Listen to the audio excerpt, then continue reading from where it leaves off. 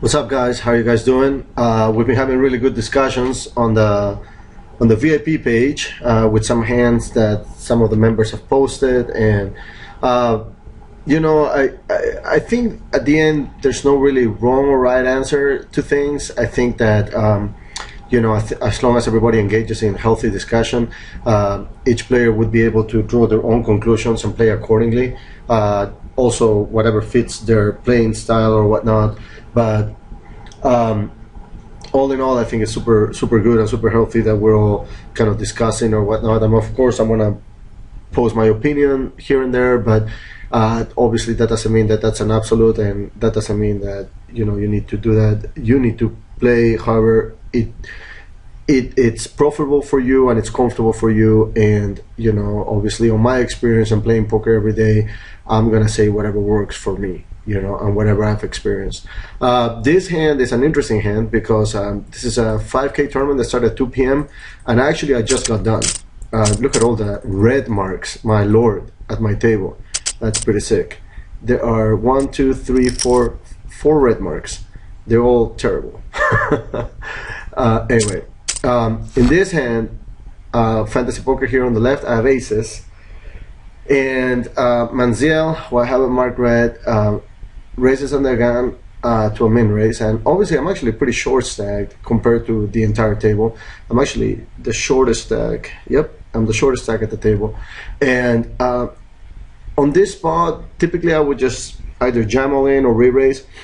And this time, I decided to play it a little differently. I decided to just call, and the reason why, the table had been super active, and I know this guy Coach Deadly, I know this guy head ball coach, and I know this guy's a decent player, and he can definitely 3-bet here. And then I was looking to jam in.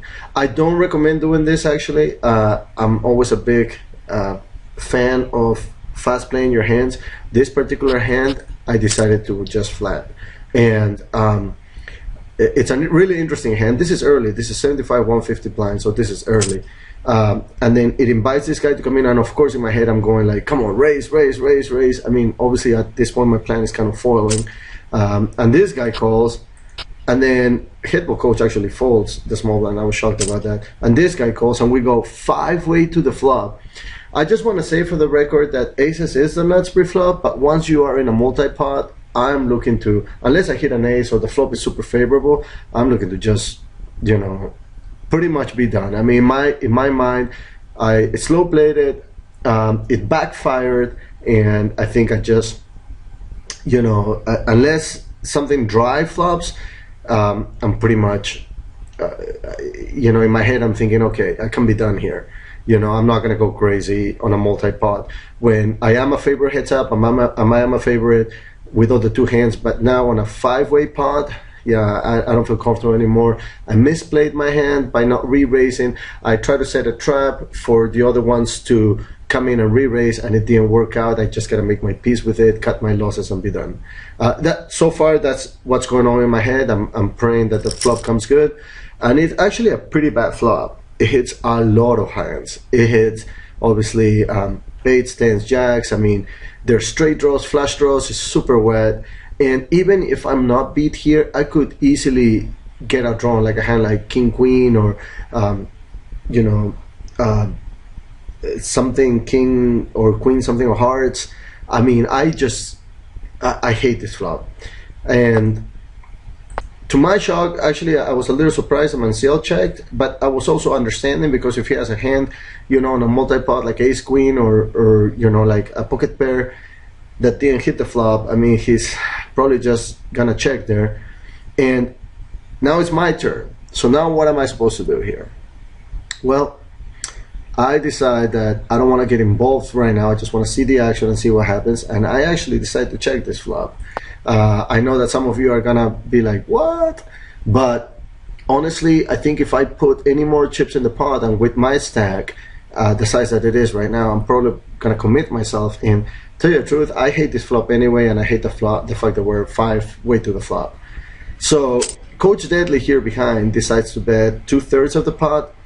And as soon as he bet, in my head, I was like, okay, if Superman folds and if PR 6792 folds and if Manziel 33 folds, I'm gonna jam all in. This is just no-brainer. If he has me B, he has me B, but at least I'm heads up and I feel more comfortable with that. My hand is super disguised. Superman folds and I feel really happy. PR folds and then Manziel pretty much min raises. I mean, he doesn't exactly min raise, but it's pretty much a min raise. And at this point, I'm thinking, again, had he called or had he raised in this case, like he did, I'm thinking I'm done. I'm done with the hand. I didn't 3-bet in pre-flop, you know, and I allowed too many people in the pot, and now this flop is super wet, and there's no need for me to get married to my big pocket pair. I can just, you know, fold and pick a different spot. And I actually, I guess I could just be stubborn about it and decide to go with it, but I actually decided to fold. And I want to make it really clear that had Manziel folded, I 100% would have shoved all in on Coach Deadly, and I don't know what he would have done, but I would have been happy to play the pot heads up against him at this point, from here on, even on this wet board. And if I got busted, I got busted, oh well, but you know, I much rather play these aces heads up or than five-handed in this case. Let's see, Coach Deadly ended up calling. The turn, it's kind of like an ugly turn. Manziel checks again after he min-raised the flop, and he shoves all in. Manziel quickly calls, and the hands, yeah, quad jacks. Actually, he flopped top set, and Coach Deadly had nothing. So, what would have happened had I 3-bet pre-flop? I don't think Manziel is going to fold anyway jacks on that spot to me, even if I jam all in or a 3-bet, and he flops top set, and he, you know, death by quads. On that spot, I'm done. But I think that the instruction here today is that, you know, when you decide to slow play a hand and you allow too many people in the pot, like I did, and my plan backfired and foiled, and nobody ended up 3-betting behind me, and I wasn't able to get it in any sort of isolation mode, you need to just not be stubborn with your hand. You need to just be responsible about it, and you need to fold. You need to be looking to fold or be looking to get heads up somehow, or be cautious, be super cautious about it. Do not get married to big pairs, especially on wet boards. This board is super wet and I could easily be beat.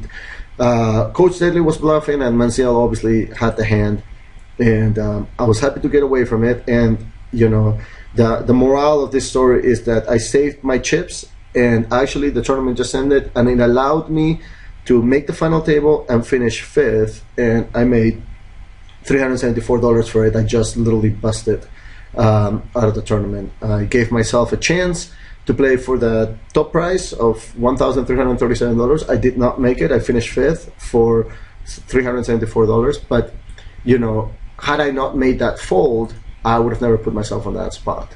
You know, I would have never been able to proceed. And you know, I'm glad that I did. I mean, hindsight, had I raised, I don't think he folds jacks and I get busted anyway, so I guess I got lucky in that regards. But I'm more prone to be able to fast play a hand, no doubt. This table was playing super loose, so I was just trying to adjust accordingly, and unfortunately my wish of somebody coming behind and 3-betting didn't complete, and I was able to get away from it. And the instruction for today is that, you know, just be willing, be able to get away from your hands, you know, on certain spots. Yes, aces is a nuts pre-flop, but on a multi-pot, it's nowhere close to a nuts when you're going 5-way to the flop. Okay, I hope you guys enjoyed this video. Please comment, if you will. Understand that, you know, we all are looking to get better here, and I think that's the way to do it, to everybody have an input. There is no absolute, there's no perfect way, absolute way of playing this way or that way. I just think that, you know, we just got to adjust to all the styles and be super knowledgeable in different situations. Okay, I hope you guys enjoyed this. Okay, bye.